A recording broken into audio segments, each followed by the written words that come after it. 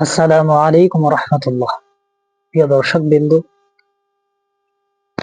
স্ক্রিনে যে ভিডিওটি চলছে এই ভিডিওর মধ্যে একটি কিতাব দেখা গিয়েছে। কিতাবের মধ্যে রক্ত পড়ে রয়েছে।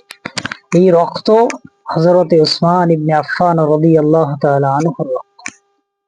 যখন তিনি কোরআন কারীম তেলাওয়াত করছিলেন, পাঠ করছিলেন, বিশ্বাসঘাতকেরা তিনার ঘর ঘেরাও করে তিনাকে হত্যা করার জন্য এসেছেন। তিনার রুমের মধ্যে প্রবেশ করেছেন।